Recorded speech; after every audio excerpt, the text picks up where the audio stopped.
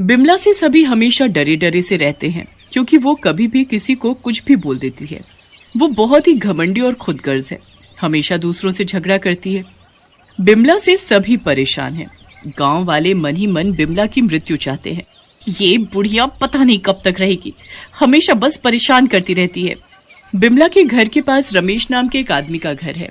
रमेश के आंगन में एक अमरूद का पेड़ है। एक दिन दोपहर को बिमला चुपके से उस पेड़ के नीचे जाती है और एक अमरूद तोड़ लेती है और उसी वक्त रमेश ये देख लेता है।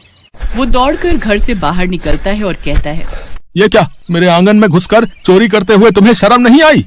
चोरी? मैं भला चोरी क्यों करूंगी? ये अमरूद का पेड़ मेरा है, मेरा। अरे वाह, पेड़ मेरे आंगन में है मगर इसकी मालकिन तुम हो? और नहीं तो क्या, तूने जब जन्म भी नहीं लिया था तब मैंने ये पेड़ लगाया था।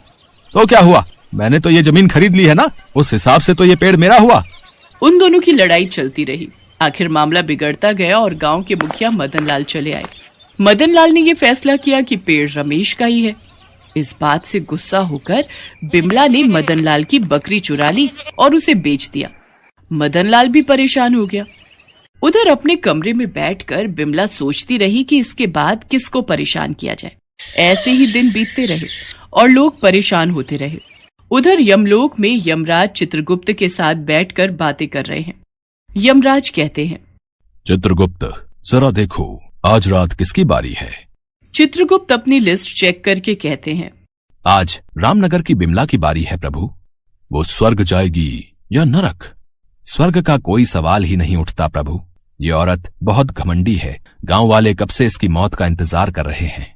ठीक है, आज रात को मैं इसे लेकर आऊंगा। रात हो जाती है और बिमला उसके बिस्तर पर आराम से सो जाती है। इतने में यमराज वहां प्रकट हो जाते हैं और बिमला को बुलाने लगते हैं। बिमला, उठ बिमला, जाने का वक्त आ गया है। आवाज सुनकर बिमला उठ जाती है और कहती है, कौन है आप? मैं यमराज हूँ। इस धरती पर तेरा समय पूरा हो गया है। आज तुझे यमलोक में जाना पड़ेगा। ये सुनकर बिमला चौंक जाती है और रोने लगती है। नहीं नहीं, मैं नहीं जाऊंगी, मुझे जीना है, मुझे जीना है। तू जीकर भी क्या करेगी? सारे गांव वाले तुझसे परेशान हैं। तूने कभी किसी का भला नहीं किया है।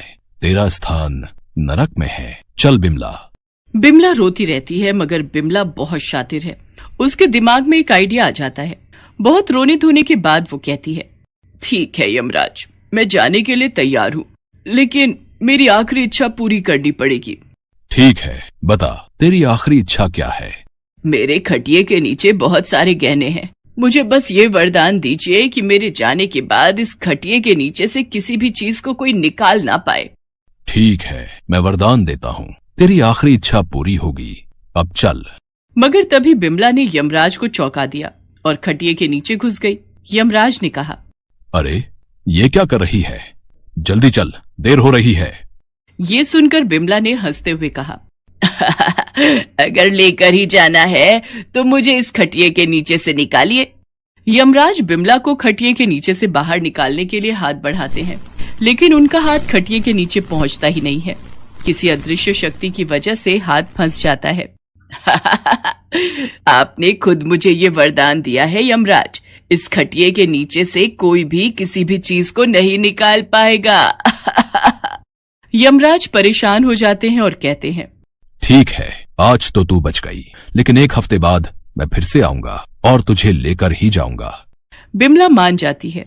यमराज अदृश्य हो जाते हैं। बिमला अपने ही मन में हंसती रहती है और ये सोचकर खुश हो जाती है कि उसने यमराज को चकमा दे दिया है।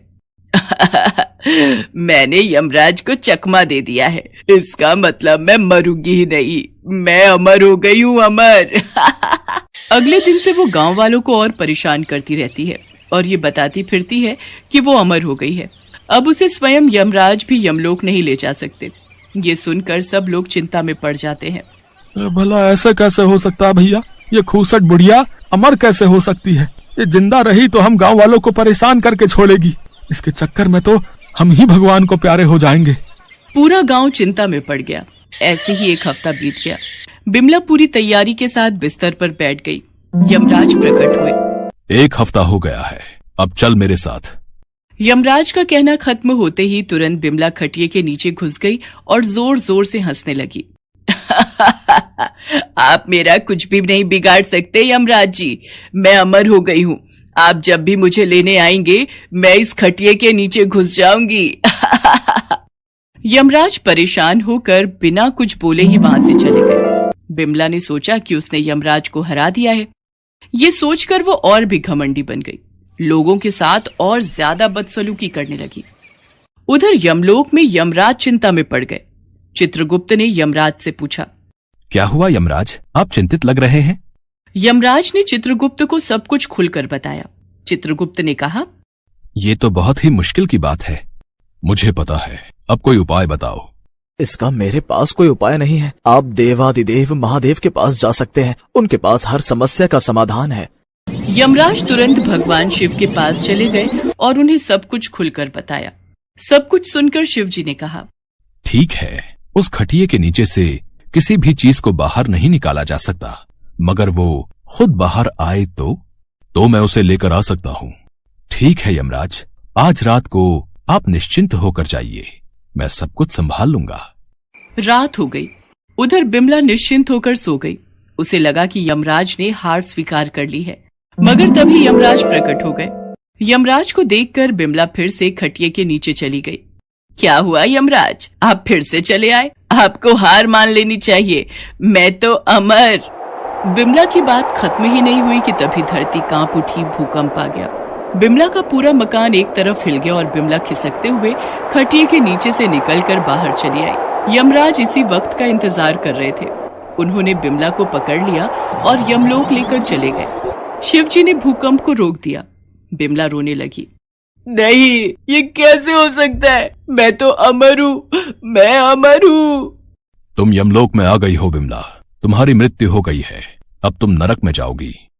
नहीं, ये नहीं हो सकता। ये कैसे हो गया?